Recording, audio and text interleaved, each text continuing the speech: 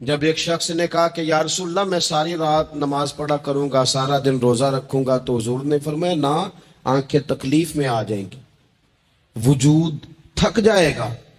ایک سرکار کی زوجہ محترمہ ام المومنین نے رسی باندھ لی تھی مسجد نبوی میں کہ میں جب تھک جاؤں گی تو ٹیک لگا لوں گی، پر میں نے پڑھنی ساری رات ہے نماز۔ اللہ کے محبوب نے فرمایا جتنی دیر طبیعت اجازت دے اتنی دیر پڑھو، باقی آرام کرو۔ اور فرمایا تمہاری آنکھ کا بھی تمہارے اوپر حق ہے، تمہارے وجود کا بھی تمہارے اوپر حق ہے۔ یہ ساری چیزیں نبی پاک صلی اللہ تعالی علیہ وسلم کی امت کے ساتھ رحمت پر دلالت کرتی ہیں۔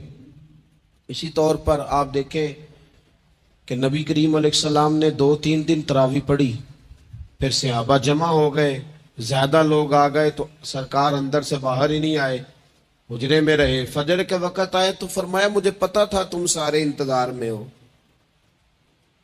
اور تم نے دیر تک میرا انتظار کیا، میں جان بوجھ کے نہیں آیا۔ کیوں نہیں آیا یا رسول اللہ صلی اللہ تعالی علیہ وسلم؟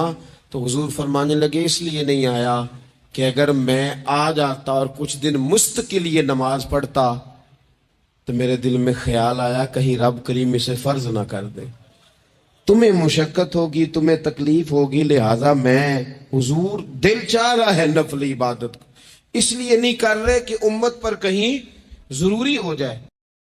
اور ہم عبادت کے معاملے میں بہانے بازی بھی کرتے ہیں۔ ہم کہتے ہیں اوہو رزق کمانا بھی تو عبادت ہی ہے نا، تو میں حلال روزی کے لیے جا رہا ہوں، یہ بھی تو عبادت ہے نا۔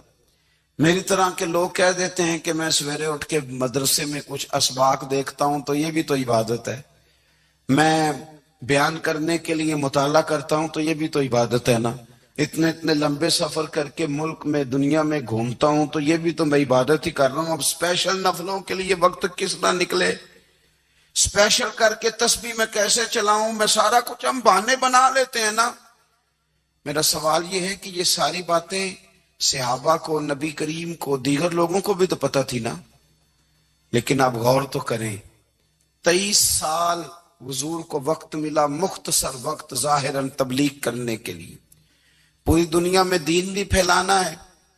گھر میں 11 ازواج ہیں، 4 بیٹیاں ہیں، ان کی اولادیں، سارے کام کاج بھی دیکھنے ہیں۔ لیکن سیدہ طیبہ طاہرہ حضرت عائشہ صدیقہ رضی اللہ تعالیٰ عنہ فرماتی ہیں سارا دن تبلیغ کرتے، ہر غلام کے دکھ سنتے، گھر میں آتے تو اپنے گھر والوں کا خیال کرتے، کام میں ہمارا ہاتھ بٹاتے۔ قربان جاؤں، کہتی ہیں زمانہ سارا سو جاتا لیکن آمنہ کے لال مصلی بچھا لیتے۔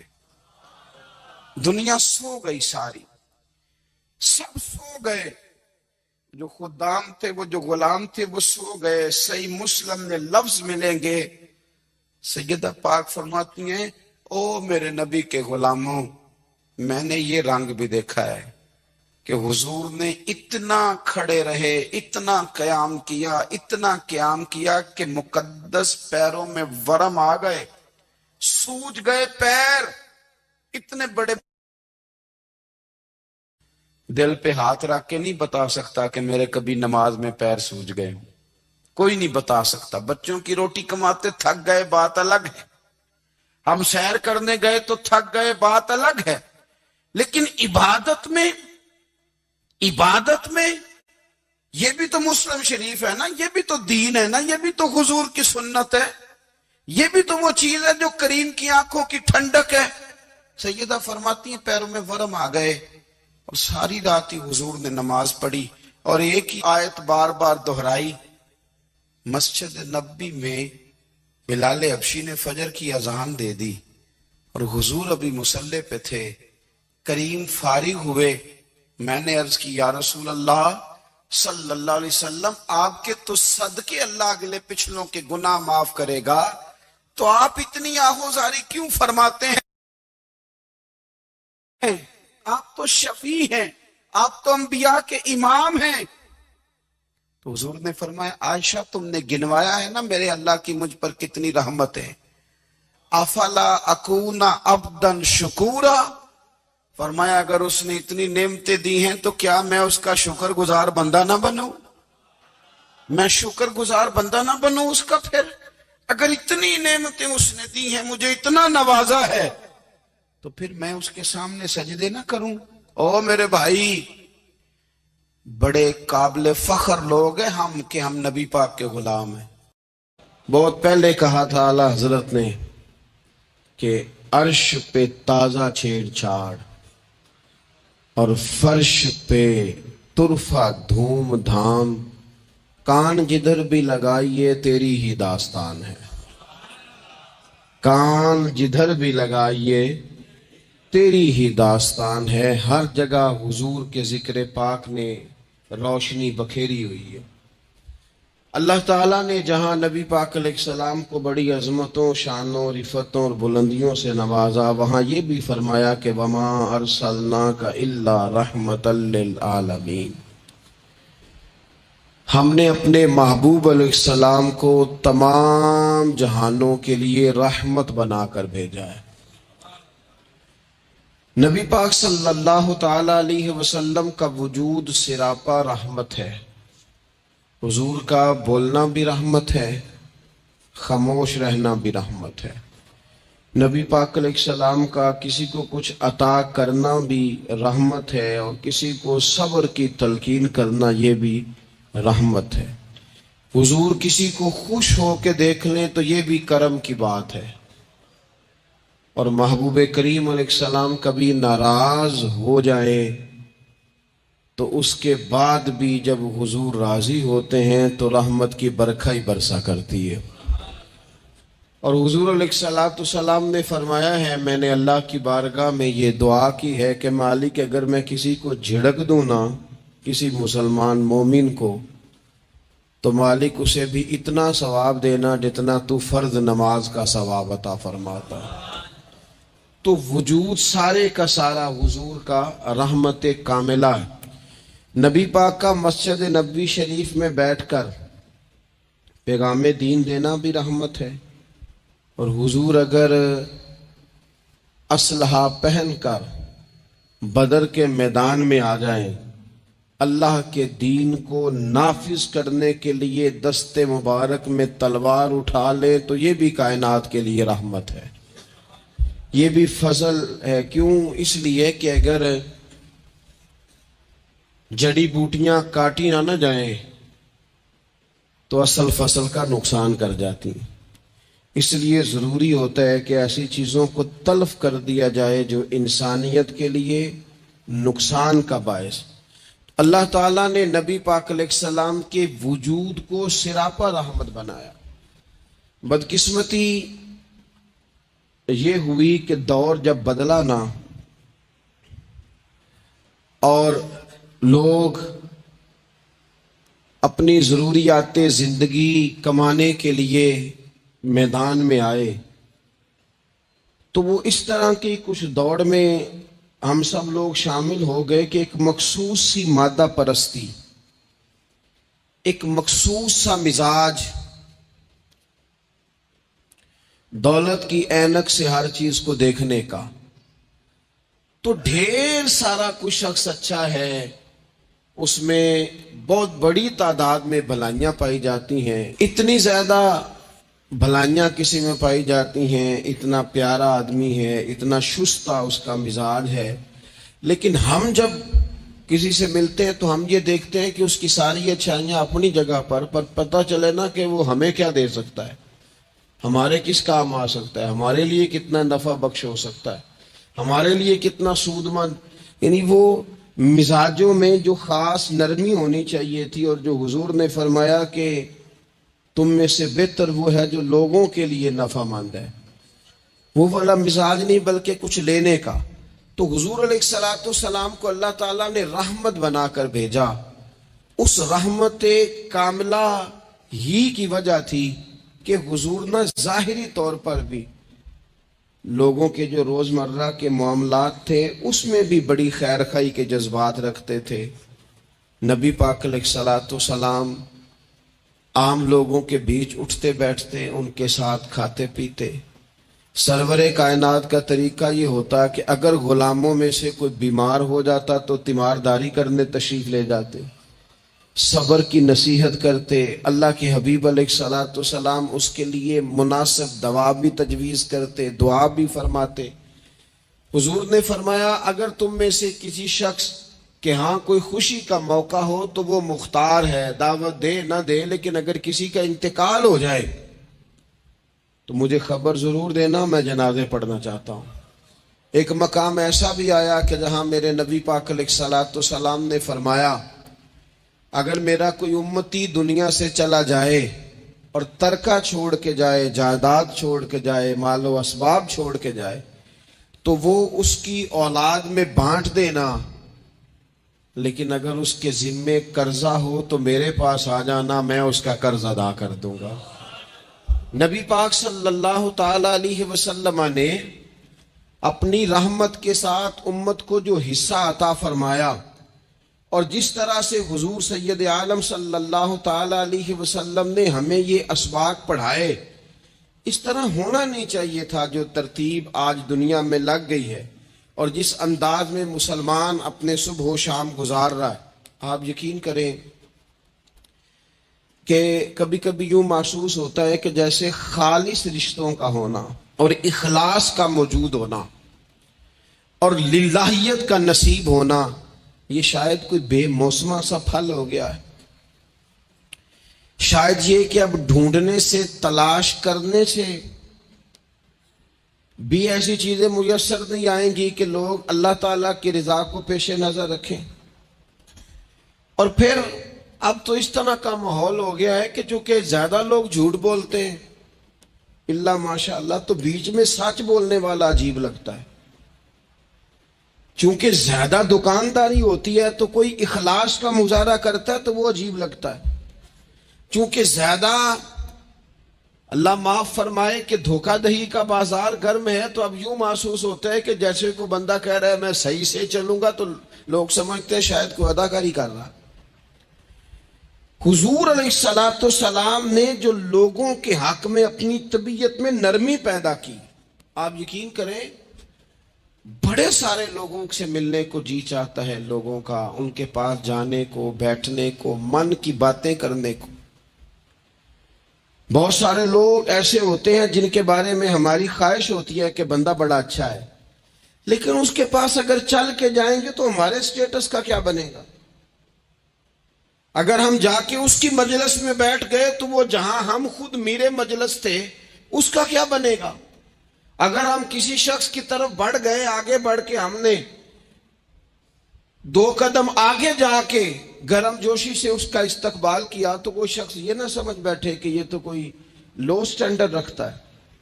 ہم نے وہ اس طرح کے بیج بوئے ہیں انانیت کے کہ ڈھیر ساری تکلیف لوگوں کو ہماری وجہ سے ہوتی ہے۔ بہت سارے لوگ آزمائش کا شکار ہوتے ہیں، بعض لوگ آ جائیں، لوگ ڈھب سے کھانا نہیں کھا پاتے، لیکن وہ خاص رحمت اور وہ خاص نرمی جو نبی کریم نے ہمیں عطا فرمائی ہے، یار یہ کتنا، میں آپ کو ذاتی بات بتاتا ہوں، اپنے مخالف کو، گالی دینے والے کو، زندگی کے کسی کونے میں برا کہنے والے کو معاف کرنا بڑا مشکل کام ہے۔ کسی شخص نے 30 سال پہلے بھی کبھی آپ کو کوئی سخت لفظ کہا ہو تو وہ بندہ سامنے آئے تو بات یاد آ جاتی ہے، یار اس نے یہ کہا تھا، باتیں کھٹکتی ہیں۔ کسی مقام پر کھڑے ہو کر کسی جگہ پر کسی بندے نے آپ کو تکلیف دی ہو، بندہ اس جگہ پہ آئے تو وہ چیز کھٹکتی ہے، لیکن یہ اعزاز صرف رحمت للعالمین محبوب کا ہے کہ حضور کے سامنے جب وہ لوگ پیش ہوئے حضرت وحشی جیسے کہ جنہوں نے پورا وجود کاٹ دیا تھا حضرت امیر حمزہ کا اور کان، ناک، آنکھیں نکال دی تھی، انہوں نے آ کے عرض کی حضور ہمارے جیسے گناہگار بھی آئیں تو معافی ہو جاتی ہے؟ فرمایا ہو جاتی ہے تو پڑھ کلمہ، ہم فوراً ہی معاف کر دیں گے۔ اور جو فتح مکہ کے موقع پر نبی پاک علیہ الصلوۃ والسلام نے فرمایا ہے نا، فتح مکہ کے موقع پر، وہ تو بات ہی بڑی انوکھی ہے۔ انہوں نے کہا تھا آپ ہم سے کیا سلوک کرنے والے ہیں؟ تو فرمایا سلوک کیا کرنا ہے؟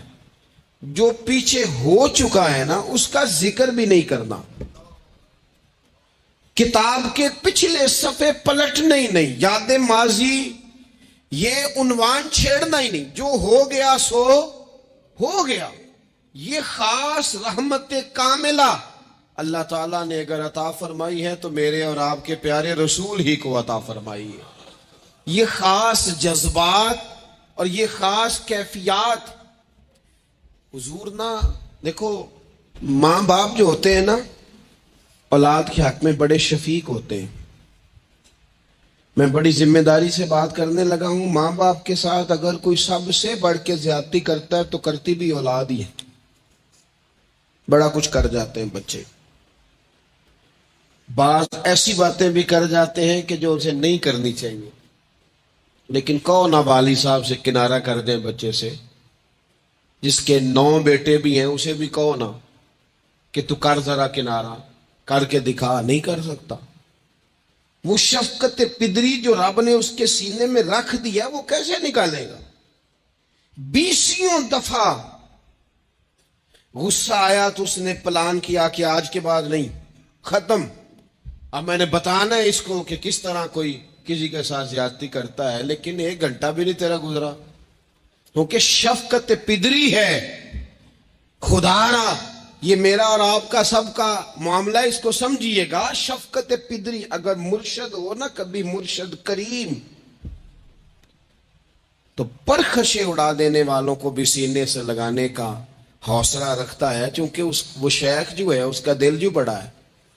کئی دفعہ سارا سینہ چھلنی ہوتا ہے، پر اس سینے چھلنی کرنے والوں کو بھی سینے سے لگانا پڑتا، اس لیے کہ دل دریا سمندروں ڈونگے کون دلاں دیاں جانے، تے 14 طبق دلے دے اندر تے تمبو وانگوں تانے۔ مشکل کام ہے استاد صاحب۔ وہ مطلب ہم نے یہ دیکھا ہے کہ بچے کو اٹھانے کے لیے والد آ گئے کہ نہیں جی نہیں ہم نے نہیں پڑھانا، تو استاد صاحب کہنے نے او میں بڑی محنت کی تھی جی، ہم تے چل گیا ہے 6 کو مہینے ویکھو تے صحیح، میں نے بڑی مشقت کی ہے، یہ راہ میں نہ اسے لے جاؤ۔ میں نے تو کئی ناشتے نہیں کیے کہ کلاس میں پہنچنا تھا، کئی دفعہ میں نے کھانا چھوڑ دیا کہ مجھے دیر ہو گئی تھی، نہ لے کے نہ جاؤ، میری مشقت ہے۔ یہ میں آپ کو وہ والی مثالیں دے رہا ہوں جو صرف میرے اور آپ کے عقل کے قریب ہیں۔ جب تیری 20 غلطیوں سمیت تیرا والد، تیری ماں، تیرے مرشد، تیرے استاد، تیرے بزرگ، تیرا بڑا بھائی تجھے قبول کر لیتے ہیں نا، تو بس سمجھ لے یہ جتنا بھی پیار کرتے ہیں یہ سارا ایک قطرہ ہے، اور محبوب جو محبت کرتے ہیں اس میں سارے دریا سما جایا کرتے ہیں۔ رسول پاک جو پیار کرتے ہیں نا، نبی کریم جو محبت کرتے ہیں، حضور، اور حضور کو سب سے زیادہ غم کیا رہتا تھا؟ روزی روٹی کا نہیں، اس کا بھی بندوبست کیا، تعلیم و تعلم کا بھی بندوبست کیا۔ حضور کا سب سے بڑا احساس یہ تھا کہ میری امت دوزخ سے بچ جائے، کہ جنت میں جائے، گمراہ عقائد سے باہر آئے، راہ حق انہیں نصیب ہو۔ اس کے لیے نبی پاک جدوجہد کرتے۔ حضور کو روڑے مارنے والے، پتھر مارنے والے، کانٹے بچھانے والے، گردن پہ اوجڑیاں رکھنے والے رات کو سکون سے سو جاتے، اور نبی پاک انہی لوگوں کے لیے رات کو ہاتھ اٹھا کے ہدایت کی دعائیں کرتے رہتے۔ وہ روڑے مار کے سو گئے جا کے، اور جس نے روڑے مارے وہ نبیوں میں رحمت لقب پانے والا، مرادیں غریبوں کی بر لانے والا۔ اور کسی نے کہا تھا لے کے پہلو میں غم امت نادار آئے، لے کے پہلو میں غم امت نادار آئے۔ وہ دیکھو امتی امتی کہتے ہوئے سرکار آئے۔ وہ دیکھو نا، امتی امتی کہتے ہوئے، لے کے پہلو میں غم امت نادار آئے۔ حضور کے پہلو میں غم ہے امت، یا اللہ مہربانی فرما، یا اللہ مہربانی فرما۔ اور صبح قیامت بھی ہم سب لوگ نا لائق لوگوں سے اپنا تعلق بناتے ہیں۔ میں نے دیکھا ہے کہ ساری زندگی کا رشتہ ہے۔ وہ کسی نے کہا تھا کہ کوئی بندہ مجھے ایسا چاہیے کہ میں اس سے جھوٹ بھی بولوں تو وہ مجھ سے سچ بولے. کچھ لوگ ایسے چاہیے ہوتے ہیں نا زندگی میں کہ وہ توأن و کرہن ساتھ ہی رہیں، لیکن یہ ہوتا نہیں، مشکل کام ہے. لوگ کہتے ہیں اگر لائق ہے تو میرا ہے، نالائق ہے تو پھر میرا. بنتے نہیں. یقین کریں آپ سے زندگی میں کوئی خطا ہو گئی کو آپ کا بننے کو تیار نہیں ہوتا، کہتا میرا نہیں تعلق بھائی، میں اس کے لین دین کا بالکل ذمہ دار نہیں، میرا اس کا کوئی رشتہ نہیں، تو جان یہ جان. کاٹ دیا. اور اگر گناہ ہو گیا، غلطی ہو گئی، انسان سے ہو جاتی ہے. اپنی ساری غلطیوں سمیت اپنے آپ سے پیار ہے اور دوسرے سے ایک ہو جائے تو. لیکن کچھ لوگ ایسے ہوتے ہیں، حضور غوث پاک کے مدرسے کے اساتذہ نے کہا تھا حضور سبق بانٹنے ہیں، پیریڈ لگانے ہیں، آپ کو کون سی کتاب دے دیں، فقہ، اصول، تفسیر، حدیث، کیا پڑھائیں گے؟ تو آپ فرمانے لگے نہیں، تم مجھے سبق نہ کوئی دو، تم اس طرح کی تقسیم کرو کہ لائق بچے سارے تم رکھ لو، نالائق سارے مجھے دے دو. حضور علیہ السلام نے فرمایا قیامت کے دن جو بڑے بڑے گناہگار ہوں گے نا، بڑے بڑے، وہ میری چادر کے نیچے چھپے ہوئے ہوں گے. چور حاکم سے چھپا کرتے ہیں یا اس کے سوا؟ تیرے دامن میں چھپے چور انوکھا تیرا. اور حضور ہمارے وکیل نہیں، حضور ہمارے شفیع ہیں. حضور ہماری وکالت نہیں کریں گے، حضور ہماری شفاعت کریں گے. وکیل وہ ہوتا ہے جو کٹہرے میں کھڑا ہو کے جج صاحب سے کہتا ہے اس نے کوئی جرم نہیں کیا، بلا وجہ الزام لگایا گیا ہے، اس نے کوئی خطا نہیں کی، یہ ذاتی اناد پال رہے، یہ بندہ ہی بڑا اچھا ہے، یہ تو تھا ہی نہیں موقع پہ، اس نے تو کیا ہی کچھ نہیں، وکالت کرتا ہے اسے معاف کر دو. یہ وکیل ہوتا ہے. اور شفیع وہ ہوتا ہے جو کہتا ہے اس نے سارا کچھ ہی کیا ہے پر میں جو آ گیا ہوں، سارے جرم اس نے کیے ہیں پر میں آ گیا ہوں نا، میرا آنا دیکھا جائے اور اسے معاف کر. تو نبی کریم علیہ السلام نے خاص، اور پھر کچھ ایسی چیزیں جو بالکل سادی تھیں، اس کا بھی نبی پاک صلی اللہ تعالی علیہ وسلم نے لوگوں پر بوجھ نہیں ڈالا. حضرت سیدنا ابن مسعود رضی اللہ تعالیٰ عنہ فرماتے ہیں، مسلم شریف میں موجود ہے، کہتے ہیں حضور ہمیں کبھی کبھی واز سنایا کرتے تھے، ہر روز تقریر نہیں سناتے تھے. یا رسول اللہ صلی اللہ علیہ وسلم ہمارا دل کرتا ہے. فرمایا میں نہیں چاہتا کہ تم تکلیف میں آ جاؤ. حضور فرماتے ہیں میں لمبی نماز پڑھانا چاہتا ہوں، پیچھے سے کوئی بچہ رو پڑتا ہے، میں اللہ کی نماز مختصر کر دیتا ہوں.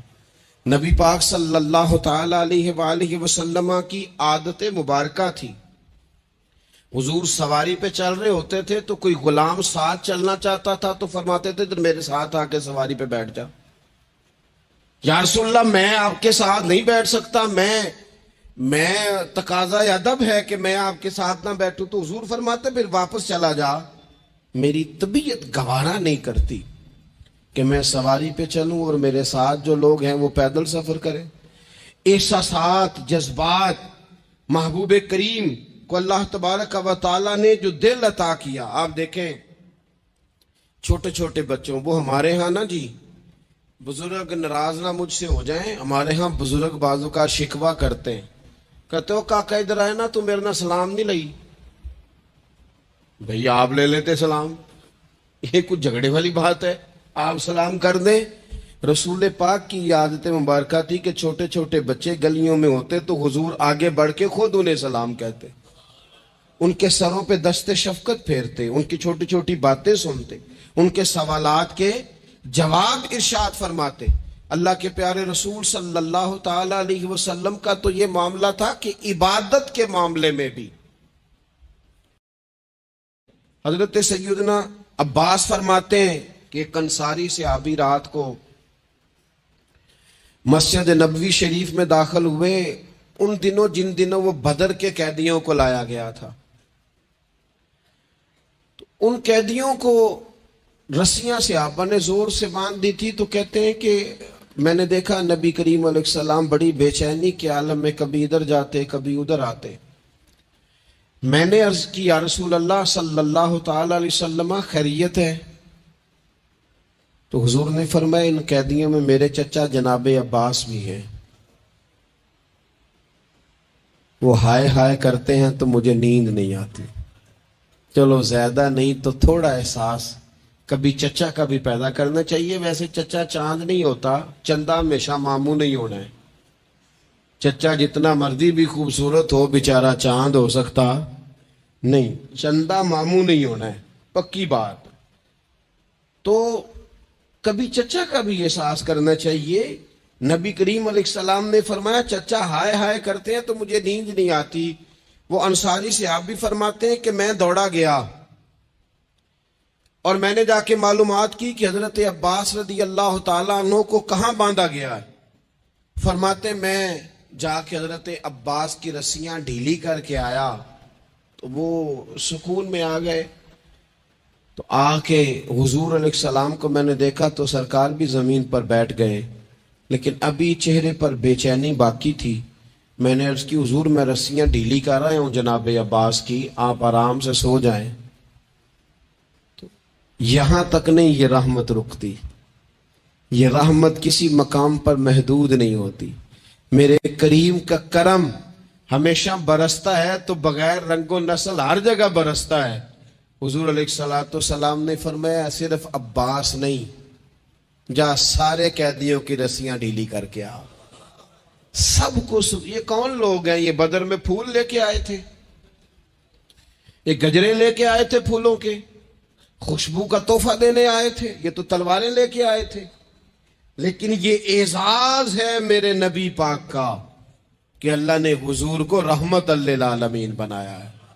دلوں کے اندر اتنی گنجائش رسول پاک نے پیدا کی، فرمایا سب کہ رسیاں ڈھیلی کرو تاکہ میں آرام سے سو جاؤں۔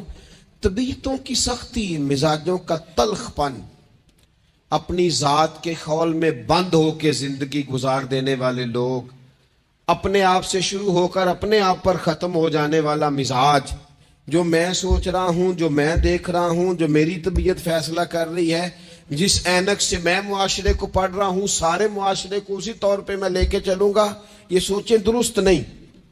ہم نبی کریم علیہ السلام کے ماننے والے ہیں، ہمیں ان ساری باتوں کا خیال اور ادراک کرنا پڑے گا کہ جو ہمیں ہمارے رسول پاک نے سکھائی ہے۔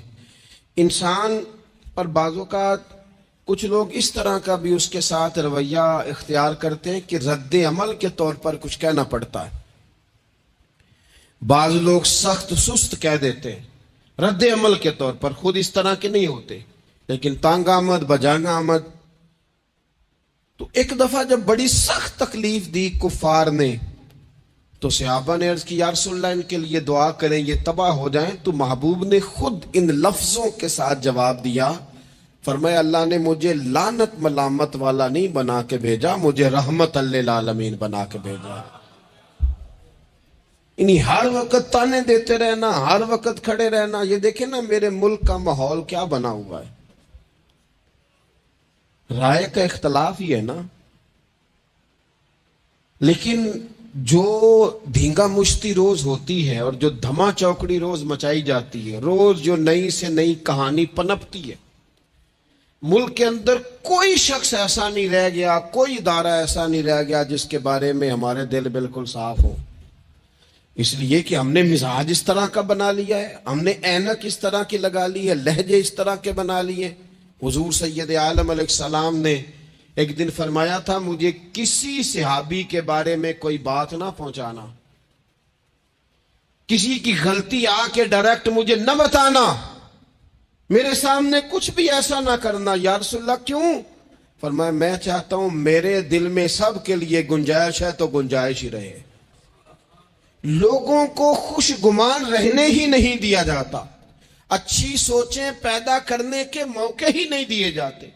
وہی بدگمانیاں ہیں، وہی ماحول کے اندر شدت ہے، وہی انداز ہمارا اس طرح کا ہے، اور وہی کچھ ہم کر رہے ہیں، اور سارے ہیں کہ ایک ہی لاٹھی کے ساتھ ہانکے جا رہے ہیں۔ خدا را چیزوں کو دیکھیں اور غور کریں کہ ہم نبی پاک صاحب الاولاق سید عالم صلی اللہ تعالی علیہ وسلم کے ماننے والے ہیں۔ پھر ایک اور بات، حضور کی رحمت چونکہ کامل ہے تو حضور علیہ السلام کا ایک طریقہ ہے، دنیا میں دو طرح سے لوگ اپنا آپ ثابت کرتے ہیں۔ ایک پورے ماحول میں لوگ اندھیرا کرنا چاہتے ہیں تاکہ میں صحیح طرح چمک جاؤں، وہ پھر بتاتے ہیں کہ اس وقت دنیا میں کوئی آدمی بھی میرے سوا ٹھیک نہیں ہے، کسی کا بھی تذکرہ ان کے سامنے کیا جائے تو ایک دو چار کمزوریاں اس کی وہ بتا دیتے ہیں، جو کہ وہ فل اندھیرا کرنا چاہتے ہیں، اور سمجھتے یہ ہیں کہ جب میں اندھیرا کروں گا تو پھر میں زیادہ چمک جاؤں گا۔ اس لیے باقاعدہ منصوبہ بندی کی جاتی ہے اور باقاعدہ لوگ بٹھائے جاتے ہیں اور کردار کشی کرنا ایک پورا ماحول بنا دیا گیا، اور کوئی بھی شخص اس سے مبرہ نہیں، وہ دینی تعارف رکھتا ہو یا دنیاوی تعارف رکھتا ہو، سیاسی سماجی معاشرے میں کوئی مقام رکھتا ہو یا سیاسی قد کاٹ سے اس کا تعارف ہو، کردار کشی عام بنا دی گئی اور اس پر لوگ خوش ہوتے ہیں۔ میرے بھائیوں، نبی کریم نے بھی اپنا اثبات کیا ہے، لیکن رسول پاک کا طریقہ یہ نہیں ہے کہ کسی دوسرے کی نفی کر کے ہی اپنا اثبات ہوتا ہے۔ قرآن تو نبی پاک پہ نازل ہوا ہے نا، حضور قرآن لے کے آئے ہیں، پر اس قرآن میں تو حضرت موسیٰ کی تعریفیں بھی ہیں، حضرت عیسیٰ کے تذکرے بھی ہیں، جناب عیسیٰ کے معجزات بھی ہیں، اس میں تو حضرت نوح کا ذکر بھی ہے، اس میں تو حضرت آدم کا ذکر بھی ہے، اس میں تو حضرت یوسف علیہ السلام کے حسن و جمال اور کمال کے تذکرے، اس میں تو جناب لقمان حکیم کی حکمت اور دانائی کی بات ہے، اس میں تو حضرت خضر کا تذکرہ ہے۔ اس قرآن مجید کے اندر تو اولیاء اللہ کی شان ہے، اس میں تو ماں باپ کی فضیلت ہے، اس میں تو پڑوسیوں کی بات ہے، اس قرآن مجید نے تو غریب کی بات کی، یتیم کی بات کی، بیوہ کی بات کی۔ تو رسول کریم نے بتایا کہ دوسروں کو پیچھے کر کے اپنے آپ کو آگے نہیں کیا جا سکتا، تم سب کو ساتھ لے کے چلو، تمہیں اللہ امامت عطا فرما دے گا۔ حضور نے تعارف کرایا اپنی امت کو سارے نبیوں کا، رسولوں کا، حضور نے ان کے تذکرے کیے، احادیث میں ان کے تذکرے ہوئے، حضور نے ہر ایک کی شانیں بلند کر کر کے بیان کی اور فرمایا کسی نبی کی بات میرے ساتھ ملا کر اس طرح نہ کرنا کہ ان کی کسر شان ہو جائے معاذ اللہ، میرا اور اس کا تقابل اس طرح نہ کرنا کہ وہاں کسر شان۔ وہ کسی نے میرے اعلیٰ حضرت کے سامنے کہا تھا نا، شان یوسف جو دبی وہ بھی اسی در پہ دبی، تو اعلیٰ حضرت کہنے لگے حضور تو کسی کو دبانے آئی نہیں، یہ تو کیا بات کر رہا ہے، تو کہہ شان یوسف جو بڑی وہ بھی اسی در سے بڑی۔ یہ کہہ کہ نبی پاک تو عزتیں دینے آئے، ہر ایک کی قسمت میں حضور نے عزت لکھی۔ کہا باپ راضی ہو گیا تو رب راضی ہو گیا، فرمایا ماں کے قدموں کے نیچے جنت، بہنوں کی بیٹیوں کی پرورش جو کر کے آئے گا میرے ساتھ جڑ کے انگلیوں کی طرح جنت میں جائے گا۔ فرمایا تم میں سب سے بہتر وہ جو اپنے گھر والوں کے لیے، اپنی بیوی کے لیے بہتر، میں تم سب سے زیادہ اپنے گھر والوں کے لیے بہتر۔ فرمایا پڑوسی سے حسن سلوک کرنے والوں یاد رکھنا کہ اس کے تو حق اتنے زیادہ ہیں کہ ڈر ہے کہ کہیں وراثت میں شامل نہ کر دیا جائے۔